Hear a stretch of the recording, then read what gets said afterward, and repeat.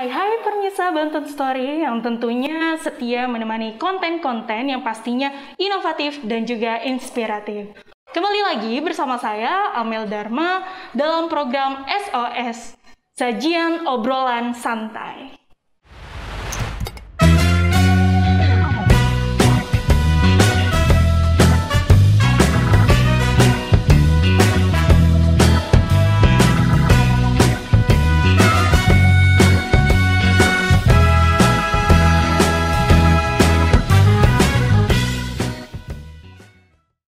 Pemirsa Banten Story, kembali lagi bersama saya Amel Dharma dalam program SOS, Sajian Obrolan Santai.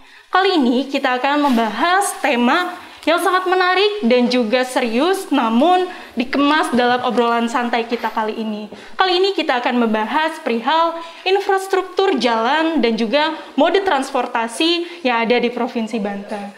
Namun saya tidak sendirian, saya ditemani oleh narasumber yang sangat luar biasa yang sudah ada di samping saya, yaitu Bapak M. Nawa Said Dimyati. Selamat datang Bapak, apa kabar? Selamat datang Mbak Amel.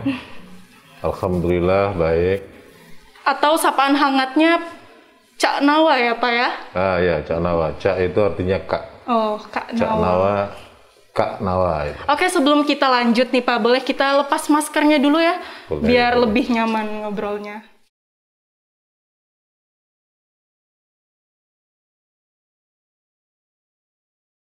Baik, Bapak, ngobrolin soal infrastruktur dan juga mode transportasi yang ada di Banten. Gimana tuh Pak menurut Bapak? Terima kasih Mbak Amel. Sebelum saya jawab, saya perlu sampaikan kepada pemirsa Banten Story bahwa di Provinsi Banten itu ada perda terkait dengan rencana pembangunan jangka menengah daerah atau RPJMD tahun 2017-2022. Di dalam RPJMD itu bisa kita tarik, yang pertama itu visinya adalah mewujudkan Banten maju, mandiri, berdaya saing, sejahtera, dan berakhlakul karimah, yang kemudian visi tersebut dituangkan dalam 5 misi besar. Dan 5 misi besar itu salah satunya adalah peningkatan infrastruktur dalam rangka untuk menunjang perekonomian di wilayah Provinsi Banten. Berbicara terkait dengan jalan, maka kita harus mengetahui bahwa jalan itu ada statusnya. Ada yang disebut dengan jalan nasional, di mana itu menjadi urusan dan tanggung jawab pemerintah pusat. Ada juga yang disebut dengan jalan provinsi, yang menjadi urusan daripada pemerintah provinsi. Ada juga jalan kabupaten, yang menjadi tugas dan tanggung jawab kabupaten. Bahkan ada juga jalan desa atau jalan-jalan setapak, yang sekarang juga menjadi tanggung jawab pemerintah desa, dikarenakan memang ada alokasi anggaran yang cukup untuk setiap desa dalam rangka untuk membangun wilayahnya. Untuk selanjutnya Pak, apa masalah utama soal angkutan publik? Adakah sebuah aturan yang telah dibahas antara DPRD dan Pemprov soal mode transportasi ideal di Banten? Karena kan Bapak juga, Cak Nawa ini selaku Wakil Ketua DPRD Provinsi Banten. Bagaimana Pak? Jadi sampai dengan saat ini belum ada peraturan daerah ya yang khusus membahas terkait masalah itu. Kenapa? Karena pemerintah Provinsi Banten ini berbeda dengan DKI Jakarta. Kalau DKI Jakarta itu gubernurnya itu membawai langsung kepada wali kota. Tetapi kalau di Banten dan juga di daerah-daerah lain, gubernur ini bukan atasan secara langsung dari pemerintah kabupaten kota. Nah, kalau itu nanti dibuat oleh pemerintah provinsi, ya pasti nanti akan ada yang nyinyir gitu kan, teman-teman netizen ya, mungkin netizen Banten ya, Pak, Story ya, nyinyir. Ini Banten ini mau jadi kabupaten atau kota ke-9 di Banten atau bagaimana gitu kan. Tetapi ada sebenarnya kalau seandainya memang mau itu bisa, yaitu dengan memberikan atau membeli beberapa armada bus ya, sifatnya gratis dalam rangka untuk keliling-keliling Banten dan untuk menunjang pariwisata. Nah ini yang memang juga belum dilakukan karena dalam 2 tahun ini 2020 dan 2021 prioritas kita masih kepada pengendalian dan penanganan COVID-19 di Banten yang sampai saat ini belum pada pada status aman karena masih sebagian kuning, sebagian oranye. Saya pikir itu Mbak Mel. Kalau dari masa pandemi seperti ini Pak, bagaimana sih menghadapi adaptasi kebiasaan baru dalam mode transportasi di dalam pandemi? Sebenarnya pertanyaan itu lebih tepat diarahkan kepada kawan-kawan yang di kabupaten kota ya, bukan kepada kami. Karena memang kita tidak punya tidak punya terminal bus, kita juga belum punya pelabuhan ya yang khusus untuk penyeberangan dan diatur oleh dinas perhubungan kita, itu kita juga belum punya ya, sehingga agak susah saya untuk menjelaskan itu dalam kapasitas sebagai wakil masyarakat di pemerintah provinsi. Tetapi untuk memberikan sekedar pandangan kan dibolehkan. Yeah. Ya memang kita ini kan memang agak susah ketika pandemi. Karena dalam pandemi ini pola penularan virus itu kan airborne, sentuhan dan lain sebagainya. Jadi ketika misalkan kendaraan-kendaraan umum itu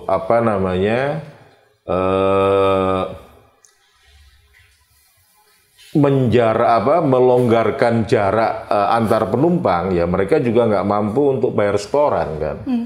Tetapi kalau dipepetin, ya ini kan juga berisiko. Ya paling banter gitu kan, kalau seandainya ada regulasi itu lebih banyak kepada bagaimana kita menyadarkan kepada masyarakat tentang pentingnya kesehatan, tentang pentingnya menjaga jangan sampai mereka sakit, terutama terkena virus COVID-19. Caranya ya harus memberikan pendidikan kepada publik untuk hidup sehat. Kalau rajin cuci tangan ya, terus kemudian menggunakan masker, menjauhi kerumunan ya, terus apalagi itu, ketika komunikasi upayakan jangan langsung berhadapan-hadapan dalam jarak dekat gitu kan, seperti kayak kita ini kan kita sama-sama menghadap sana. Jadi ketika airborne kan nggak mungkin terkena kan seperti itu. Nah hal yang kayak gini saya pikir yang bisa dilakukan oleh pemerintah, memberikan pendidikan kepada masyarakat agar lebih menyadari bahwa sehat itu penting. Bahwa untuk menjadi sehat itu adalah bagian daripada ibadah. Bahwa mensyukurin kesehatan itu juga bagian dari ibadah dan seterusnya. Tinggal bagaimana pendekatannya itu. Yang kedua, program yang dilakukan oleh Satgas yang sekarang itu menerapkan PPKM Mikro ya, itu betul-betul dikendalikan dengan baik. Nah, dalam pengendalian ini kan tidak bisa hanya sekedar memberikan perintah dari atas untuk dilakukan di bawah, karena PPKM Mikro ini ujung tombaknya itu adalah ketua RT dan ketua RW, ya seharusnya juga ada intervensi terkait dengan anggaran.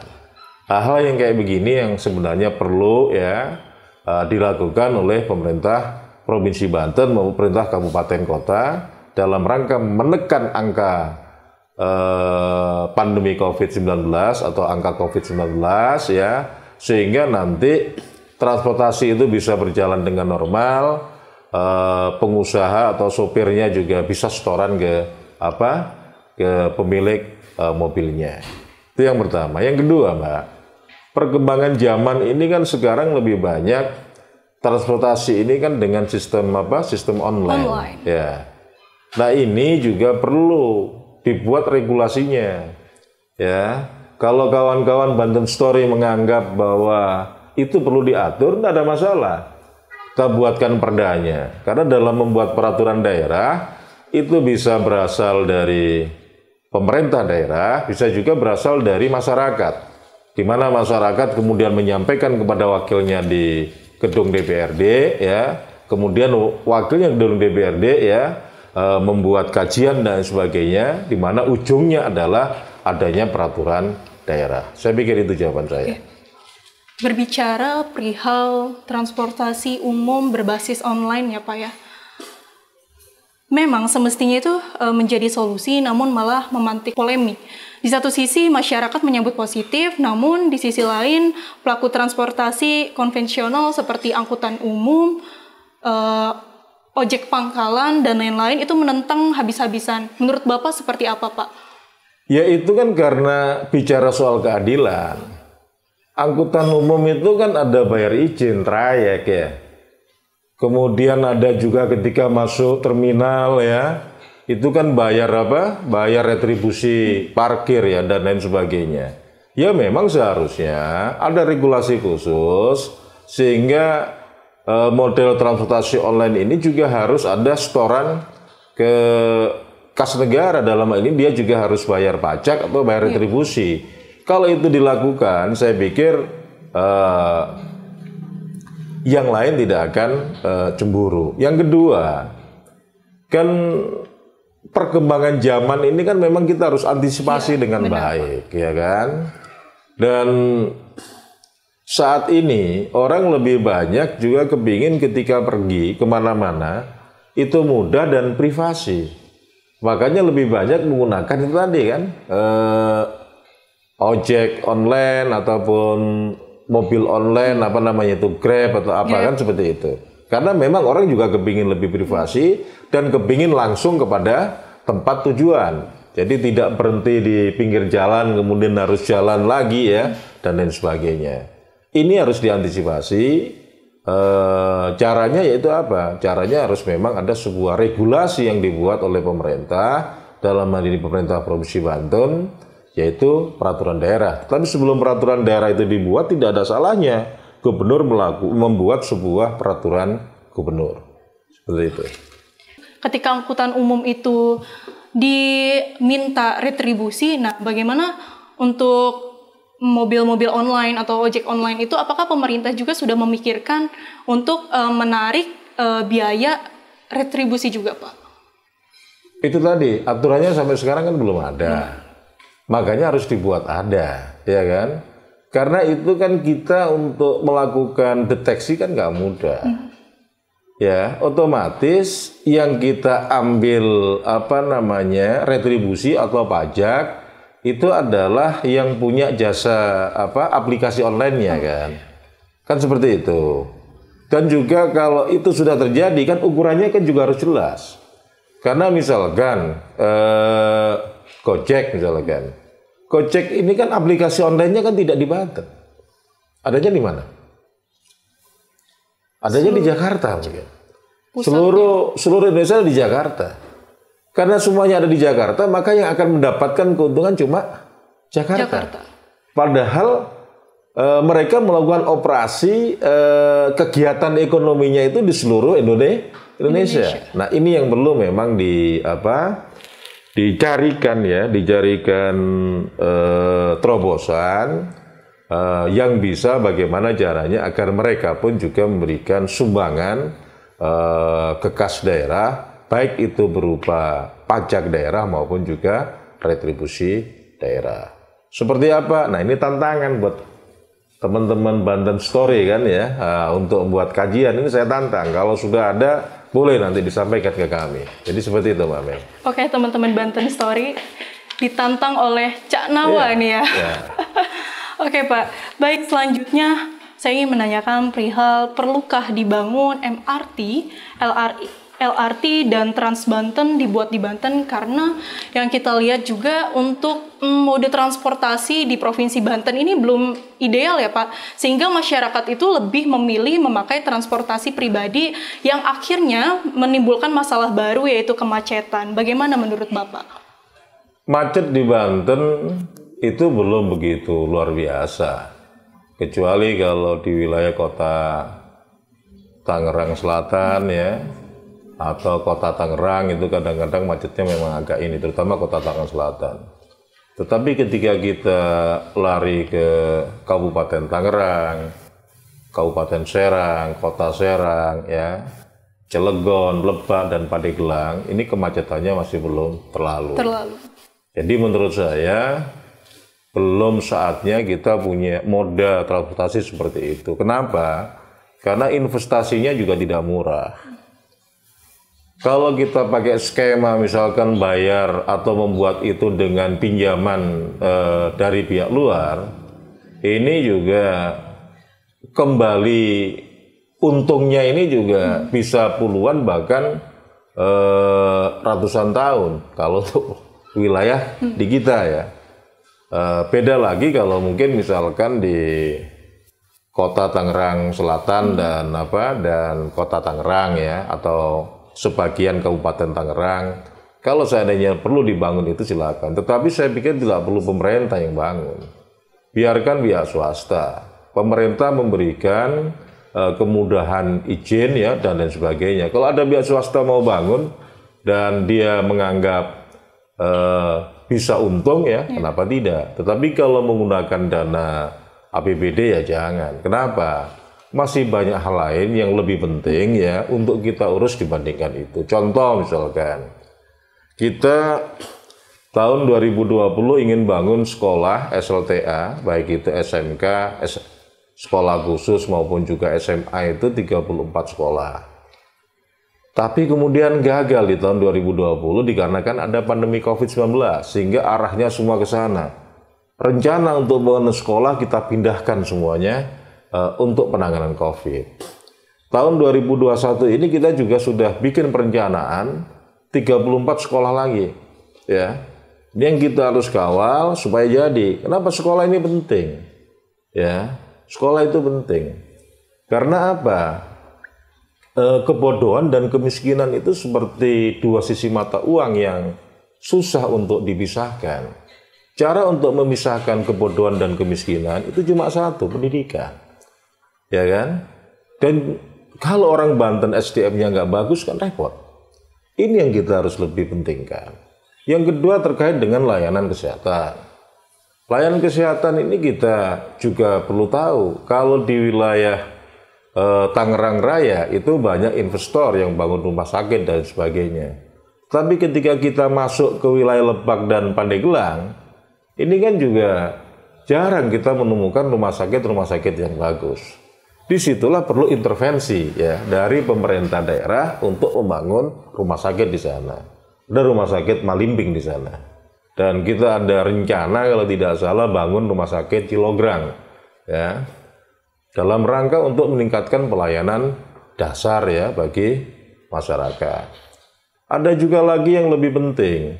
Bagaimana setelah kita menghubungkan jalan-jalan provinsi yang ada di wilayah Provinsi Banten yang saat ini masih dalam kondisi mantap ya untuk menjadi jalan yang lebih baik lagi yang lebarnya 12 meter.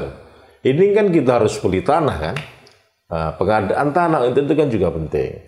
Daripada sekedar ya kita bangun MRT yang nggak mungkin bisa menghubungkan seluruh wilayah di Provinsi Banten. Kalau kita danain dengan dana APBD ya, yang teruntungkan hanya sebagian masyarakat di sana, tetapi masyarakat yang lain tidak. Nah ini pandangan saya seperti itu Mbak Amel. Oke. Baik, seperti yang tadi saya dengarkan, berarti untuk saat ini kita itu belum memerlukan MRT, LRT, dan juga Trans Banten ya Pak. Belum. Karena kita juga masih banyak yang harus dipikirkan ya, seperti pendidikan, kesehatan, dan sebagainya. Dan ya, layanan dasar itulah yang kita harus tingkatkan.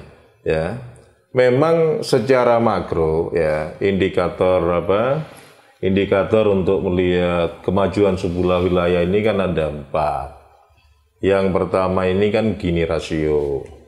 Gini rasio kita cukup bagus ya, kita lebih bagus dibandingkan nasional. Gini rasio itu adalah ukuran untuk melihat stratifikasi sosial antara si kaya dan si miskin ya, kita lebih bagus daripada nasional, rata-rata nasional. Kemudian dari indeks pembangunan manusia, kita juga lebih bagus dibandingkan rata-rata nasional. Kemudian angka kemiskinan, kita juga lebih bagus dibandingkan rata-rata nasional. Meskipun angka kemiskinan tahun 2020 itu naik hampir 1%. Sekarang itu kalau tidak salah 6%. Tetapi ada yang agak jomplang, yaitu adalah ketika kita bicara terkait dengan angka pengangguran. Angka pengangguran kita lebih tinggi dibanding angka pengangguran rata-rata nasional. Nah, untuk menurunkan 4 hal tadi, atau untuk mewujudkan 4 hal tadi, atau indikator ekonomi makro ini, ya, yang lebih banyak adalah bagaimana kita meningkatkan layanan dasar. Layanan dasar itu kan pendidikan, kesehatan, dan infrastruktur. Ini yang harus lebih banyak kita genjot. Banten ini kan memiliki hampir semua transportasi publik ya. Mulai dari darat seperti jalan tol, lalu udara, dan laut. Sejauh mana manfaat dan kontribusinya Pak untuk Pemprov Provinsi Banten? Kita punya laut, penyeberangan. Tapi itu kan yang urus kementerian. Kita punya bandara, tetapi dengan urus juga pusat ya. Laut yang urus pusat, bandara yang urus juga pusat. Kita darat lebih banyak, model transportasi kita lebih banyak bagaimana jalan-jalan provinsi itu dalam kondisi baik, kondisi mantap, marka-marka jalannya juga jelas, penerangannya juga jelas, sehingga tingkat kecelakaan di situ semakin tertekan kan seperti itu. Tinggal untuk bandara. Bandara itu harusnya bisa ada manfaat di kita, meskipun itu urusan pusat, kan ada banyak hal yang perizinannya kan bisa kita ambil ya. Cuma saya belum tahu, karena itu sebenarnya dulu juga sudah ada. Kita punya Banten global atau apa itu, BGD itu apa namanya itu? Banten Global Development ya, sebuah holding BUMD yang dibuat pada zamannya. Ini setahu saya dulu juga pernah masuk ke wilayah bandara ya, ke wilayah Merak ya, dalam rangka untuk bisa mendapatkan keuntungan, dan keuntungan itu di-store ya ke kas daerah. Tetapi saya sudah lama juga nggak pernah dengar itu BGD itu masih ada atau tidak, saya nggak mendengar, karena memang saya tidak berhubungan langsung, karena memang bukan mitra kerja di mana saat ini saya ditugaskan. Jadi walaupun yang tadi saya sebutkan itu berada di wilayah Provinsi Banten, namun itu tetap diurus sama pusat ya Pak ya? Pusat. Tapi keuntungan untuk kita yang memiliki wilayah itu seperti apa Pak? Ini yang harus dipikirkan, ya. Ini harus dipikirkan. Sebenarnya kan kita bisa kelola misalkan pergudangannya. Kita kan juga bisa kelola misalkan terkait dengan cateringnya. Ya sebenarnya banyak sebenarnya. Tapi itu kan kita harus punya badan usaha milik daerah yang memang kita dorong untuk itu. Sebenarnya ide dasarnya sudah ada, cuma BGD-nya ini kayaknya nggak jalan. Nah, ini ya jadi ingat tentang BGD, sebenarnya sudah lupa lama. Nanti insya Allah ketika ini saya akan sampaikan kepada kawan-kawan dalam rapat ya, untuk memanggil BGD untuk kita ajak share apa saja yang mereka lakukan, dan kita berikan informasi, masukan-masukan ya, syukur-syukur itu bisa mereka lakukan. Dan masukan itu saya dapat pada saat ini ya, ketika diwawancara oleh si Amel ya. Jadi gitu Mel.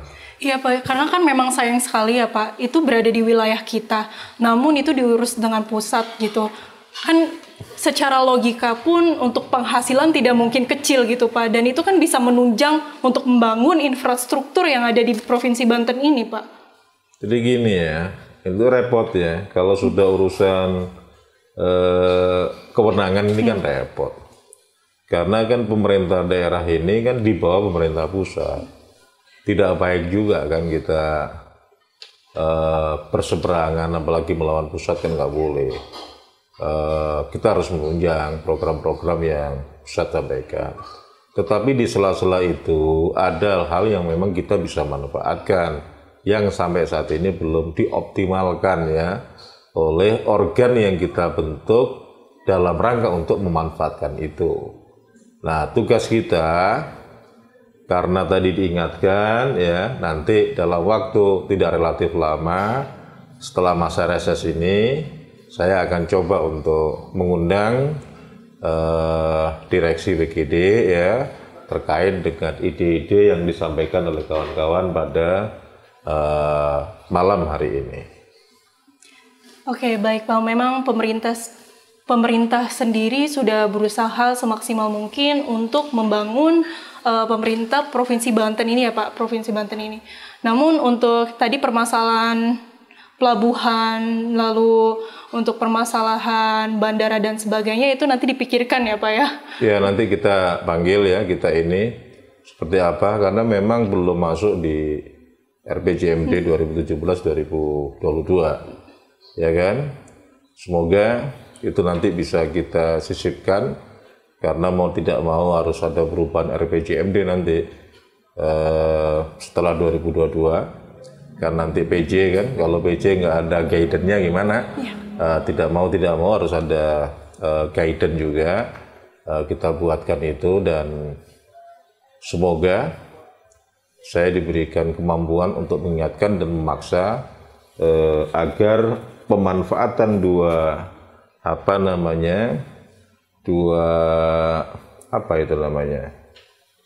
hal yang menurut saya adalah sesuatu yang sangat luar biasa, kita juga bisa ambil manfaat dari situ dalam rangka untuk peningkatan kesejahteraan masyarakat Banten. Iya, untuk selanjutnya nih Pak, saya ingin menanyakan perihal, tadi kan saya menanyakan perihal perlukah dibangunnya MRT dan LRT dan Trans Banten. Mungkin kalau MRT dan LRT belum perlu banget ya Pak ya, tapi untuk Trans Banten apakah untuk saat ini diperlukan nggak Pak? Kalau untuk Trans Banten bisa saja kita buat, tapi saya lebih senang itu tidak menjadi model transportasi masyarakat, transportasi umum, tetapi itu menjadi transportasi khusus ya, di mana Trans Banten ini membawa masyarakat dari satu tempat lokasi wisata ke lokasi wisata yang lain kan gitu. Kalau itu oke lah ya. Dengan begitu kan kita juga pasarkan pariwisata di Banten ya, itu boleh. Nah, kalau rencana itu mau dibuat ya harus dibuatkan feasibility studinya dulu kan.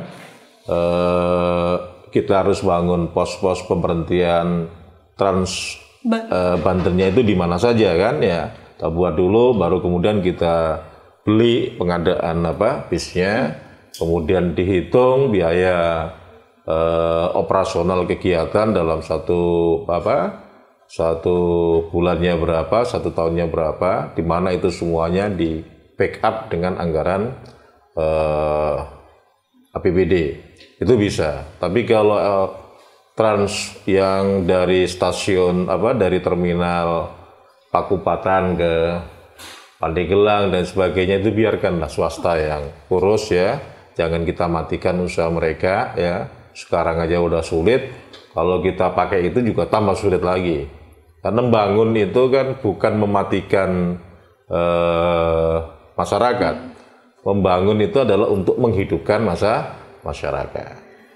Baik teman-teman, senang sekali kali ini kita telah berbincang langsung bersama Bapak Muhammad Nawa Said Dimyati selaku Wakil Ketua DPRD Provinsi Banten. dan atau sapaan hangatnya tadi Cak Nawa ya Pak ya. Semoga di lain kesempatan kita bisa berbincang-bincang lagi. Mungkin nanti kita berbincang di pembahasan-pembahasan lain ya Pak ya. Ya, topik-topik lain boleh. Tapi yang ringan-ringan, jangan yang berat-berat ya. Baik Pak. Oke, cukup sekian obrolan kita kali ini. Sampai berjumpa di lain waktu dalam rangkaian program acara SOS. Saya Amelia Dharma, pamit undur diri dan sampai jumpa.